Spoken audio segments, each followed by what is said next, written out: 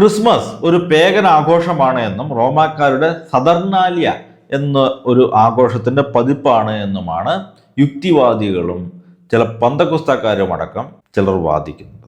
ഈ അവകാശവാദം എത്രമാത്രം ശരിയാണ്, ഇതിന്റെ ചരിത്രപരമായ യാഥാർത്ഥ്യം എന്താണ്, ഇതാണ് ഇന്നത്തെ വീഡിയോയിൽ നമ്മൾ പരിശോധിക്കുന്നത്. ക്രിസ്മസ് സൂര്യദേവന്റെ പിറന്നാളാണ്, മിത്രാസ് ദേവന്റെ പിറന്നാളാണ്, എന്തിനേറെ പറയുന്നു ശ്രീകൃഷ്ണന്റെ പിറന്നാളാണ് എന്നുവരെയുള്ള പ്രചരണങ്ങളാണ് സോഷ്യൽ മീഡിയയിൽ യുക്തിവാദി ഗ്രൂപ്പുകളിൽ നടക്കുന്നത്. ഇത്തരം അവകാശവാദങ്ങൾക്കെല്ലാം മറുപടി നൽകുന്ന എൻ്റെ ക്രിസ്മസ് വീഡിയോ സീരീസിലെ 6ാമത്തെ വീഡിയോയാണിത്, സദർനാലിയ. ആദ്യം തന്നെ എന്താണ് സദർനാലിയ എന്നും അതിൻ്റെ ചരിത്രം എന്താണെന്ന് നമുക്കൊന്ന് പരിശോധിക്കാം. അതിനുശേഷം ക്രിസ്മസിന് ഇതുമായി എന്തെങ്കിലും ബന്ധമുണ്ടോ എന്ന് നമുക്കൊന്ന് നോക്കാം. സദർനാലിയ റോമാക്കാരുടെ ഏറ്റവും ജനപ്രിയമായ ആഘോഷങ്ങളിൽ ഒന്നായിരുന്നു. നൂറ്റാണ്ടുകളോളം നിലനിന്നിരുന്ന ഈ ആഘോഷം ചരിത്രത്തിന്റെ വിവിധ ഘട്ടങ്ങളിൽ വ്യത്യസ്തമായ രീതിയിലാണ് കൊണ്ടാടപ്പെട്ടിരുന്നത്. റോമൻ ദൈവമായ സാറ്റേണിന്റെ തിരുനാളാണ് സദർനാലിയ. ഡിസംബർ 17-ാം തീയതി സാറ്റേണിന്റെ അമ്പലത്തിൽ നടക്കുന്ന വലിയ ബലികളോടുകൂടിയാണ് ഈ ആഘോഷത്തിന്റെ തുടക്കം. സാമൂഹ്യ വ്യവസ്ഥിതികളെ തലകീഴായി മറിയിക്കുന്ന ഒരു ആഘോഷമായിരുന്നു സദർനാലിയ. ബ്രേക്കിംഗ് സോഷ്യൽ നോം was a central theme of Saturnalia. തുടർന്ന് അങ്ങോട്ട് വലിയ ആഘോഷങ്ങളും മദ്യപാനവും ചൂതാട്ടവും നഗ്ന നൃത്തങ്ങളും അരങ്ങേറാറുണ്ടായിരുന്നു. അതുകൂടാതെ അടിമകളും ഉടമകളും തമ്മിലുള്ള ഒരു റോൾ റിവേഴ്സലും അടിമകളിൽ ഒരുവനെ രാജാവായി വാഴിക്കലുമൊക്കെ ഈ ഒരു ഉത്സവത്തിന്റെ ഭാഗമായിരുന്നു. ചുരുക്കി പറഞ്ഞാൽ ആഘോഷ തിമിർപ്പുകളുടെ ദിനങ്ങൾ, പ്രത്യേകിച്ച് അടിമകൾ. ഈ ദിവസങ്ങളിൽ ഉടമകളോടൊപ്പം ഇരുന്ന് ഭക്ഷണം കഴിക്കാനും ഉടമകളെ കൊണ്ട് തങ്ങൾക്ക് ഭക്ഷണം വിളമ്പിക്കാനും ധൈര്യപൂർവം അവരോട് തിരിച്ച് സംസാരിക്കാനും അടിമകൾക്ക് സ്വാതന്ത്ര്യം ലഭിച്ചിരുന്നു. ഒരു പരിധിവരെ അടിമ ഉടമയായും ഉടമ അടിമയായും മാറുന്ന ദിനങ്ങൾ.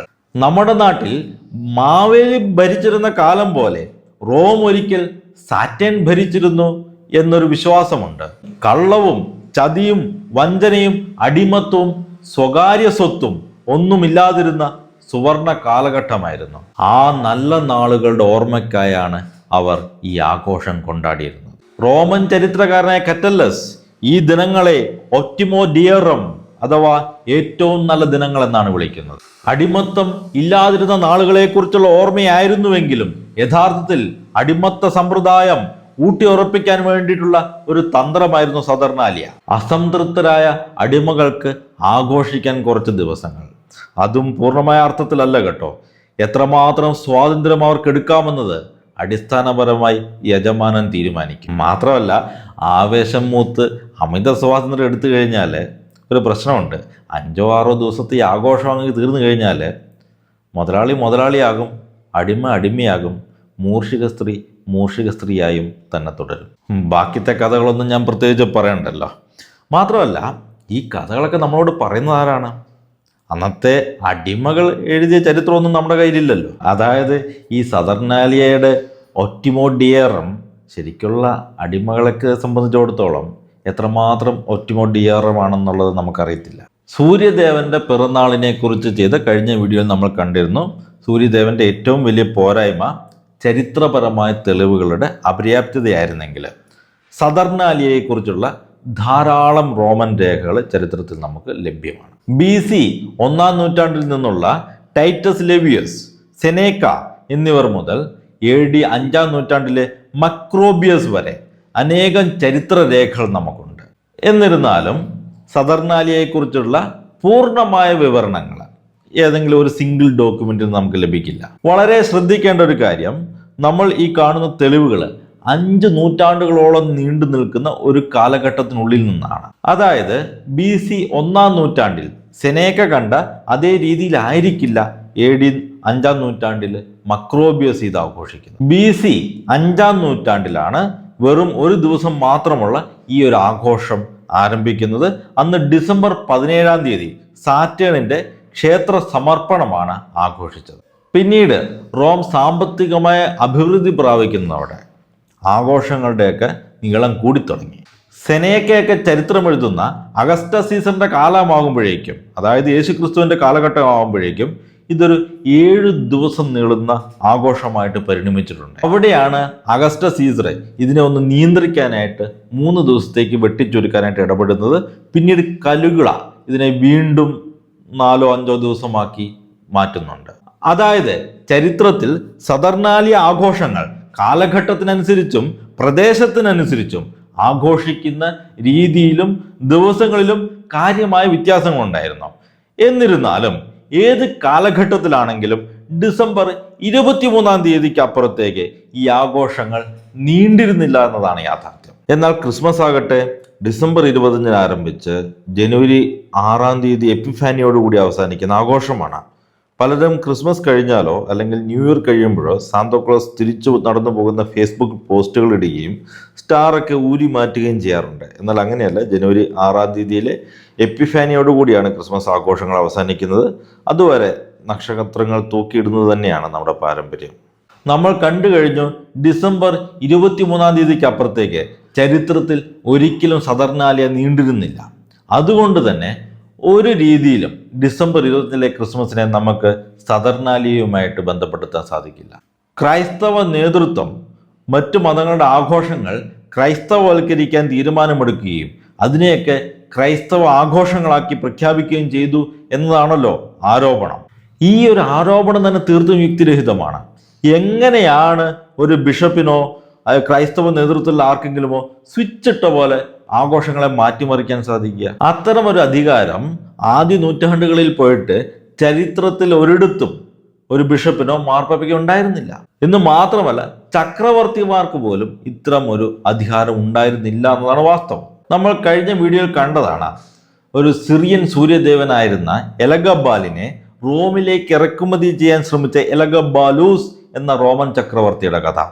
റോമൻ ദേവനായ ജൂപ്പിറ്ററിന് മുകളിൽ താൻ ഇറക്കുമതി ചെയ്ത കറുത്ത കല്ലിന്റെ രൂപത്തിലുള്ള എലഗബാലിനെ പ്രതിഷ്ഠിക്കാൻ ശ്രമിച്ച അദ്ദേഹത്തിനെതിരെ റോമൻ എലീറ്റുകൾ തിരിയുകയും അവസാനം അദ്ദേഹം വധിക്കപ്പെടുകയും ചെയ്തു എന്നതാണ് ചരിത്രം.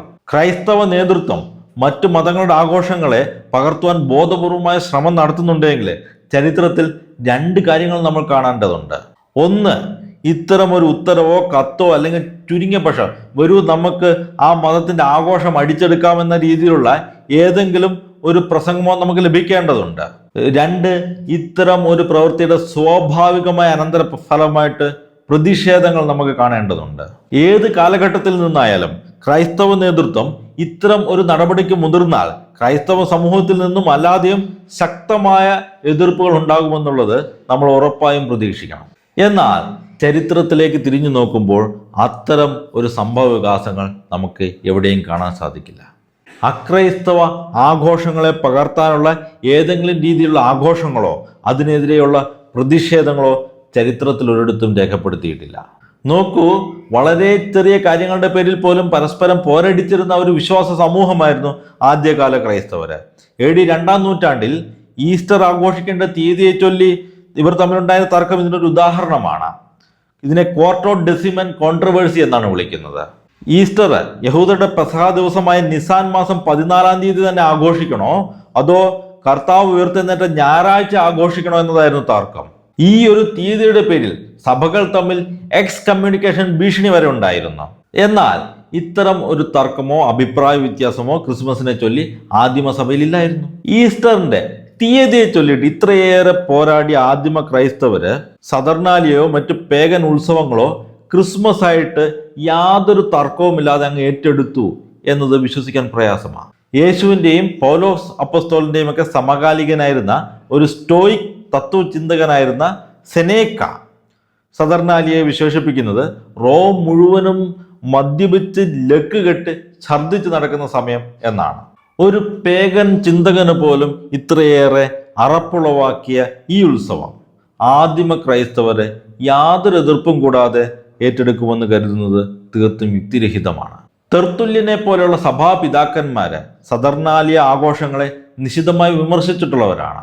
ചില ക്രൈസ്തവർ ഇത്തരം ആഘോഷങ്ങളിൽ പങ്കെടുക്കുന്നതിനെ വിമർശിക്കുമ്പോഴും ചോദ്യം ചെയ്യുമ്പോഴും ഈ ആഘോഷത്തെ സഭയുടെ ഭാഗമാക്കാനോ പകർത്താനോ ഉള്ള യാതൊരു ശ്രമവും നടക്കുന്നതായിട്ട് ചരിത്രത്തിൽ തെളിവുകളിൽ നമ്മൾ കാണുന്നില്ല. ശ്രദ്ധിക്കേണ്ട മറ്റൊരു കാര്യം ഇത് പറയുന്നത് AD 200-കളിലാണ് എന്നുള്ളതാണ്.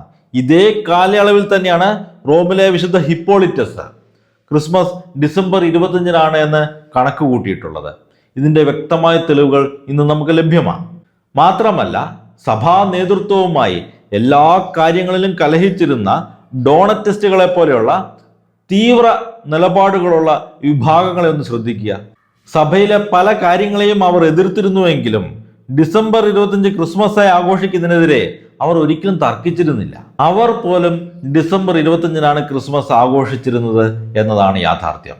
അപ്പോൾ സദർനാലിയായും ക്രിസ്മസും തമ്മിൽ യാതൊരു ബന്ധവുമില്ല എന്ന് നമ്മൾ തെളിയിച്ചിരിക്കുകയാണ്. പക്ഷേ എങ്ങനെയാണ് ഡിസംബർ 25-ന് ക്രിസ്മസ് ആഘോഷിക്കാൻ തുടങ്ങിയത്? അതിൻ്റെ ചരിത്രം എന്താണ്?